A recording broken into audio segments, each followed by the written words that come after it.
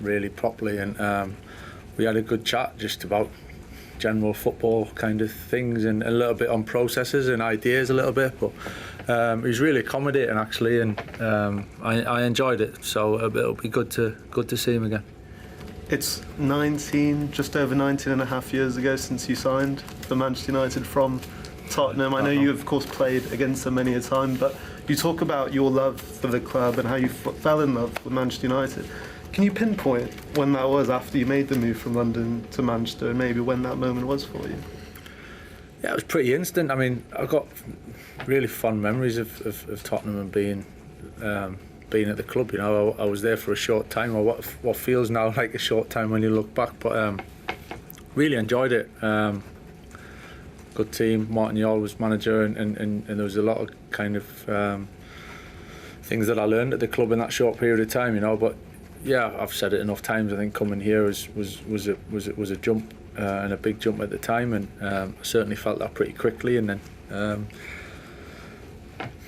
yeah, I think once you step inside this place as a footballer, then it kind of it turns you, you know. And so pretty much from the first day, walking into the dressing room, meeting the manager, and from then on in, it was that was me. Yes. Having sat down with Thomas just that short time ago, what kind of challenge did Tottenham bring on Saturday?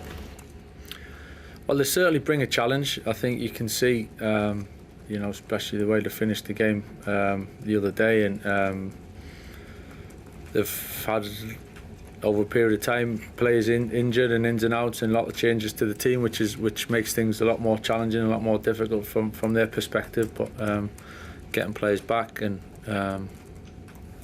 they've got good attackers, you know, really good attackers that look to stretch the back line and play forward and attack the box an awful lot. So it's something we certainly got to be aware of, you know, and slightly different game to maybe what we've played over recent weeks in some ways, but we're looking forward to it. You know, we're in a good place, and boys have worked well again this week. Again, feet on the ground. Let's not get carried away with what's gone on, but it's about what's next again. So big challenge ahead, but we're looking forward to it. And for yourself, obviously it's a great start, Michael, but has it even surprised you at how well it's gone to this point? To be honest, it was coming in at the very start, and then they get the game so quickly. It was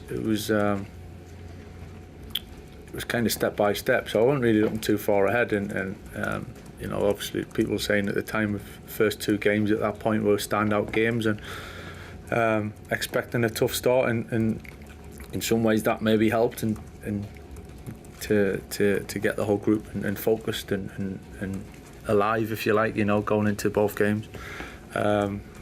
But yeah, I didn't really look too far ahead, you know, and I couldn't allow myself to do that. But certainly over time, we kind of got a vague idea of what we want it to look like coming through the door, and certainly since we've been here, that becomes a lot clearer in what direction we want to go in.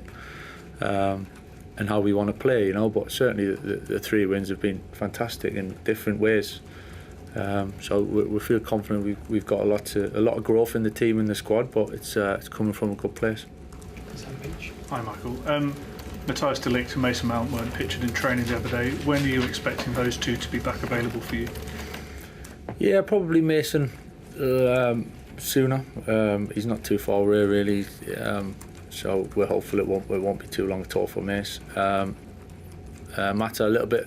He's working his way back. He's taking good steps and he's improving. And it's been really positive. A little bit too soon at the moment, but hopefully it won't be too long as well. Just wanted as well to ask. There's some gaps coming up in the schedule. There was talk earlier in the campaign about mid-season friendlies. I think Ruben Amorim, the predecessor, said United would have to do it due to missing out European football, the need for revenues and things like that. Is that something that you're aware that's going to be happening? Are plans afoot to go anywhere? Yeah, at this stage it's nothing's confirmed, or we are aware of the schedule, and there is some kind of spaces, if you like, that we can use in different ways. So it's all up for discussion at the moment, but nothing's been decided, and it might happen, it might not. You know, we'll just have to wait and see. Michael, in terms of the kind of future of the football club and looking beyond like the next game, when it comes to shaping the squad for next season, does the fact that there is uncertainty over the manager's position, is that going to be a hindrance? You've been a player, you know what it's like.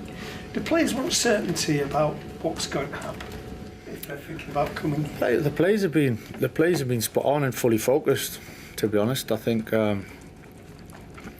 we're all aware of the bigger situation and what ifs and what might happen. But I think as a player, anyway, you're focused on what's ahead of you and trying to achieve what you can at this moment in time and for the rest of the season. So I've got no issues with it. I've got no concerns. The lads have been better than you could imagine in terms of fully invested in it, and I've said that over the last couple of weeks anyway. So we're just focusing on being better and improving and getting ourselves in this club to where we want to be, you know. And it's small steps, but it's